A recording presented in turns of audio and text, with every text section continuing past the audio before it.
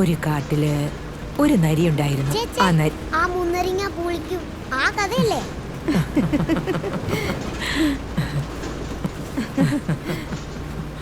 മോടെ പേരെന്താ? പേര് ചോദിക്കുന്ന കേട്ടില്ലേ? പറയടി. പാർവതി.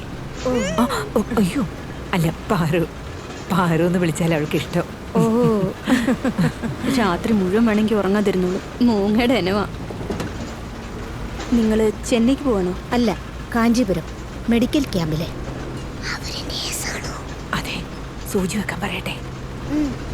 എടി മഹാഭാവി, അതെ അവൾക്കൊരു സൂചി ഉത്തരന്ന് പറയാ. വേണ്ട വേണ്ട, പോട്ടെ പോട്ടെ പോട്ടെ. ഞാൻ പാറുമോൾക്കൊരു കഥ പറഞ്ഞു തരട്ടെ? എന്നാ എന്നോട് ഒരു കഥ പറഞ്ഞു തരാമോ എന്ന് ചോദിച്ചാൽ പറഞ്ഞു തരാം. ശരി, ഒരു കഥ പറഞ്ഞതാ. ശരി.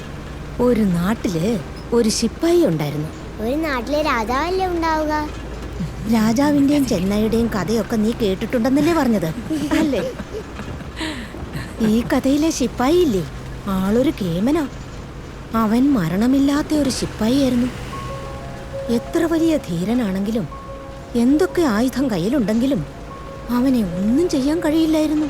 എന്നാലേ നമ്മുടെ ശിപ്പായിയെക്കുറിച്ച് ഒരാൾക്ക് പോലും അറിയാൻ വയ്യാത്ത ഒരു വലിയ രഹസ്യമുണ്ടായിരുന്നു. എന്ത് രഹസ്യ?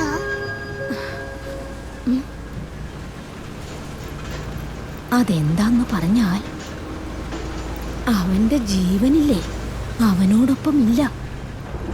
അതൊരു മീനിന്റെ ഉള്ളിൽ വെച്ച് പൂട്ടി വെച്ചിരുന്നു.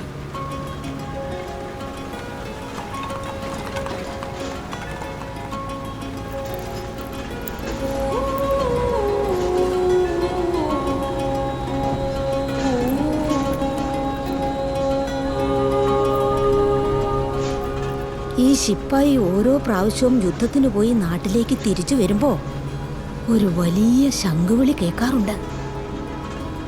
ആ ശബ്ദം കേൾക്കാൻ വേണ്ടി ഈ മീന് ജീവൻ നെഞ്ചോടടക്കി കാത്തിരിക്കും.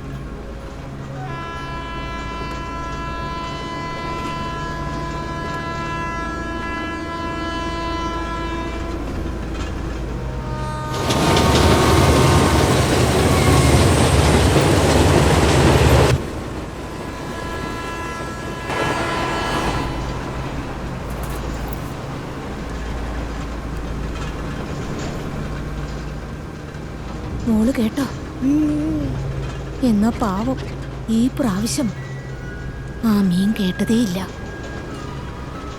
ശംഖുവിളി കേൾക്കുന്നതിന് മുമ്പ് തന്നെ ഒരു വലിയ മഴവെള്ളപ്പാച്ചിൽ വന്ന് ആടും വീടും പശുവും എല്ലാം ഒഴുകിപ്പോകുമ്പോ കൂടെ ഈ മീനെയും അടിച്ചു കൊണ്ടുപോവുകയായിരുന്നു. അത് കഴിഞ്ഞ് പാറു, മുത്തശ്ശി ഡിസ്റ്റർബ് ചെയ്യാതെ കിടന്നുറങ്ങും. ഇല്ല, സാരമില്ല. മോള് കണ്ണടച്ച് കിടന്നുറങ്ങിക്കോ. ഉറങ്ങിക്കോ.